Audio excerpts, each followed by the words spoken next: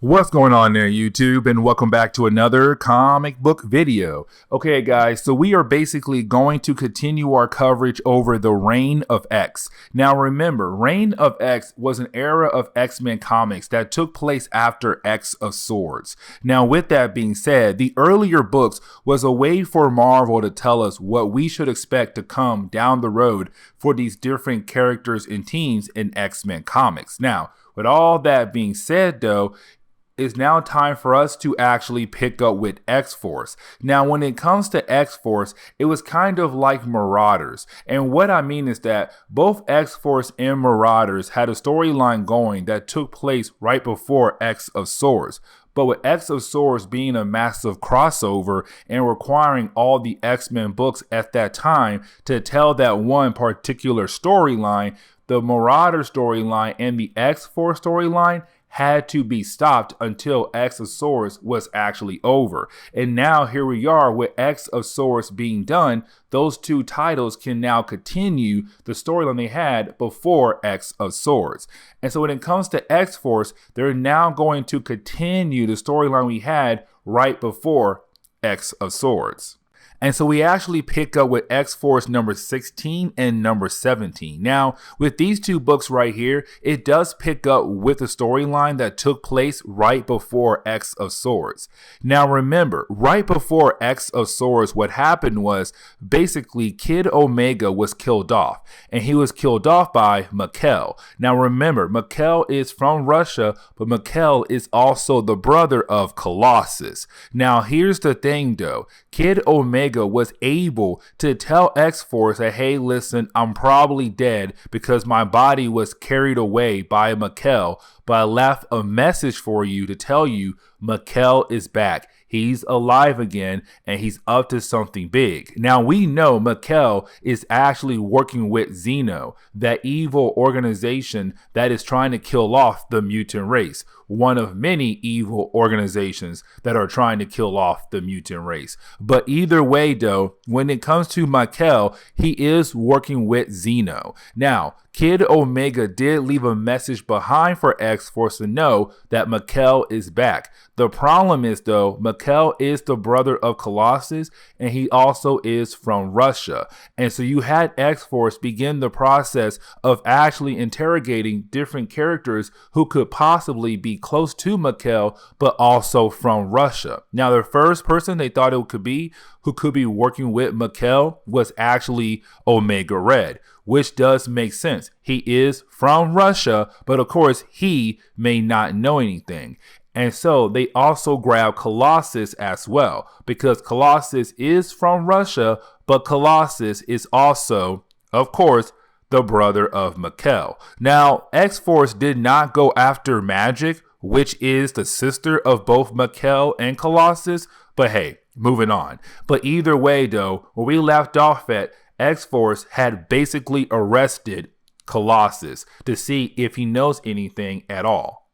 And so getting into X-Force number 16, we actually do pick up with Jean Grey reading the mind of Colossus as a way to make sure that he has not been working with Mikhail. Now, with that being said, you do have Beast kind of upset with the idea that he's not allowed to be part of the interrogation. He feels like he should. But to Jean Grey and Wolverine, it's a hard no. Because when it came to X-Force, this entire run, Beast kind of done a lot of messed up things to kind of tick off Wolverine and Jean Grey, but especially Jean Grey. Now, Wolverine even more now, because remember, before X of Swords, when X-Force had actually arrested Colossus with the idea that he could have worked with Mikhail, because they are brothers and they're both from Russia, that basically Beast made a parade out of the idea of Colossus being arrested. Now, this was a very strange reason behind it, because it was him showing the island that if you do mess up, they're going to tell the entire world what you did wrong. Even if you actually did nothing wrong, there'll be a parade to show you off as the possibility of a traitor. And so to Wolverine, that was messed up, because they had no idea if Colossus had actually did something wrong.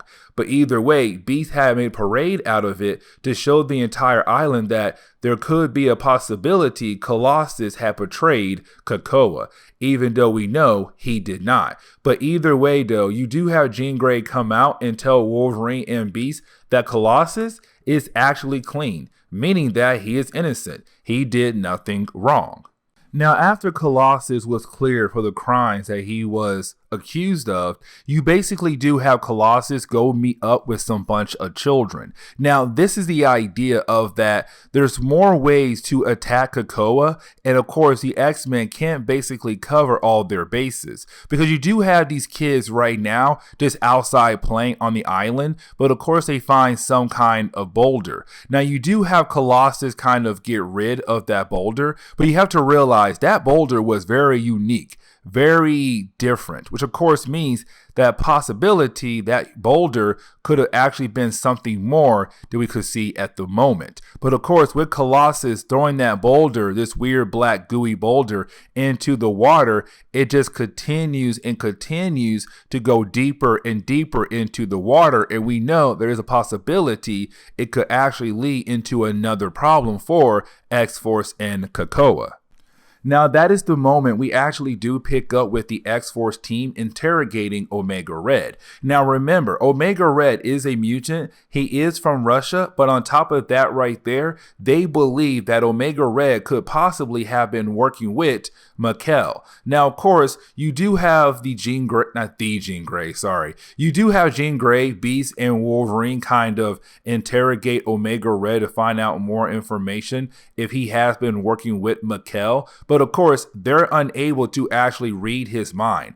Like, they have an idea that somewhere in his mind, it does tell them that he was working with Mikkel, but of course, they're unable to actually access all of those memories, which is kind of weird. Now, on top of that right there, this is the moment the book kind of requires you to have been reading the Wolverine series. And the reason why, because in the Wolverine series, basically Wolverine got captured by Dracula and his vampires. Now, the only reason why Wolverine was captured by Dracula and those vampires is because Omega Red was actually helping out Dracula. Now, of course, for Omega Red helping out Dracula, you had Dracula give Omega Red something he needs to kind of stay alive. And I have a hard time saying this, guys, so please do not judge me. But it is the carbonadium synchronizer. I really hope I said those two words correctly. Sometimes my speech does get a little messed up there. But either way, though, Omega Red needs that to stay alive. And so when Omega Red had helped out Dracula, well, of course, Dracula gave him that in return for helping out. Now, Wolverine was captured by Dracula for one reason: Wolverine's blood. But of course, we have no idea what's going to happen with that at all at the moment. But either way, though, you do have Beast saying to let Omega Red go, because right now, technically, they don't have enough to actually hold Omega Red. Yes, they have some clues where he could possibly worked with Dracula or Mikkel, but at the same time, they still don't have enough proof. Now, Wolverine is not okay with this, but at the same time, Beast is kind of like, we have no choice. But at the same time, like the old saying goes, keep your enemies closer than your friends. I know I just butchered that, but oh well. But either way, it's Beast saying maybe we can use Omega Red as a double agent. Now, we do get another page where we actually do see that boulder, that gooey boulder, beginning to expand and actually take over a sea animal. It does look like a whale, but of course, I don't want to say anything and be wrong about it. But either way, though, this creature or thing begins to kind of combine itself with the whale. Now, that is the moment you do have Beast actually stop by the armory. Now, remember, the armory is basically where Forge works out of. When it comes to Forge, his mutant ability kind of helps him understand technology better. He's not like Iron Man, where he's able to make all these advanced ideas just like that. With Forge, he can make some great things, but of course, it takes some time, but he's nowhere on par with Tony Stark. Now, with that being said, though, you do have Beast coming to Forge for one simple favor: to make a new version of the the carbonadium synchronizer. Now remember, the carbonadium synchronizer is a way for Omega Red to basically stay alive. Now the reason why Beast wants a new one is because he wants Forge to add a few more features to it, like for example, a microphone and a camera, so that Beast will be able to actually gather intel on the people that Omega Red could have been working with. And so with that being said, he needs Forge to make the new features in the new carbonadium synchronizer. Now here's your question probably. You're wondering, is Omega Red actually going to help Beast out? No. And that is why Beast needs a new one, because Beast had killed off Omega Red. And so when Omega Red is brought back to life thanks to the 5, well, of course, Beast is going to add in the new carbonadium synchronizer into the new body of Omega Red as a way to make sure that Omega Red does gather intel, but without Omega Red actually knowing. Again, it's Beast kind of doing some messed up things here. Now we actually do pick up with some random ship right now in the middle of the ocean, thinking that right now it should be clear to go anywhere it wants to go because it is international waters.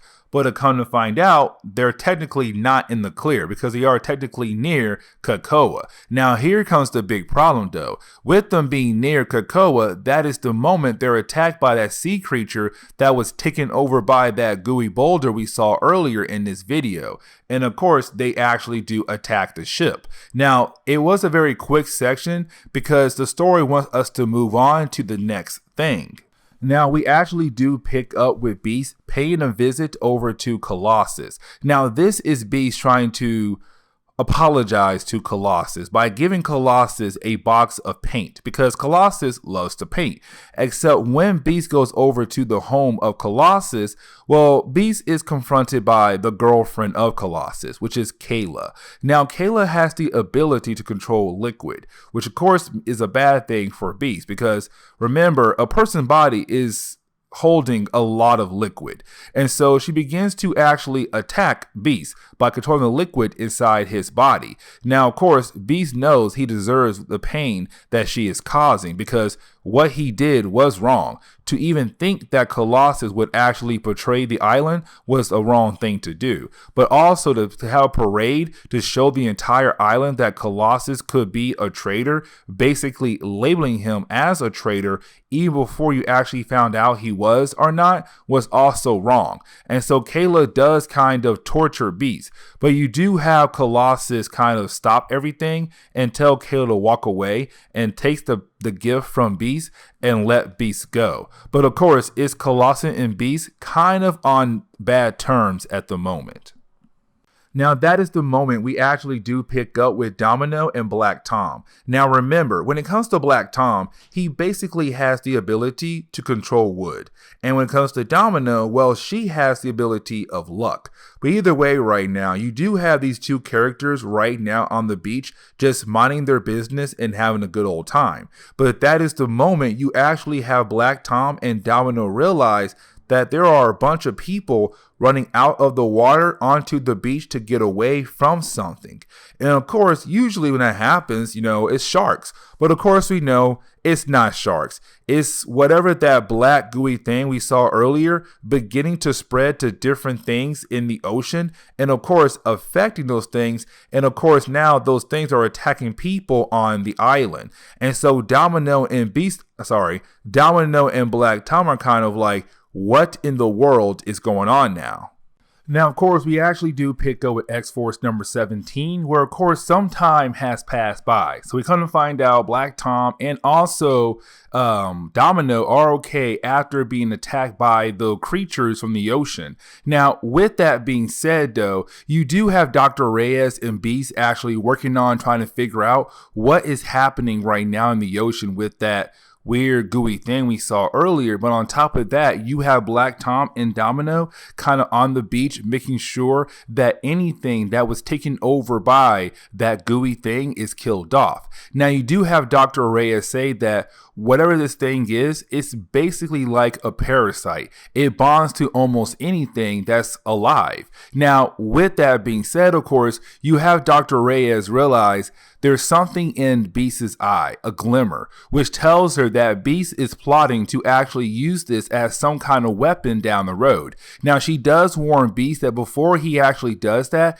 they need to know what they're dealing with, because even when they cut off a small piece of this gooey thing, of course, it's still alive and trying to bond with something. And so, of course, it's Beast realizing that it could be a good weapon. Now, Dr. Reyes said that she can handle the problem of the parasite on the island, but of course the parasite came from the ocean, which means the ocean could be affected, which of course means that X-Force now must go into the ocean to actually deal with this infection. But then we actually do pick up with the X-Force team getting ready to go underwater. Now, of course, Forge was able to make them some weapons and some suits to help them survive underneath water, because Forge is Forge. Now, with that being said, though, you actually do have Phoebe stop by. Now, Phoebe is actually one of the Stepher Cuckoos who basically are clones of Emma Frost. There are 4 of them total. Now, with that being said, Phoebe is kind of like talking to Kid Omega. She really does like him a lot. And matter of fact, I'm trying to remember which one of them is dating Cable.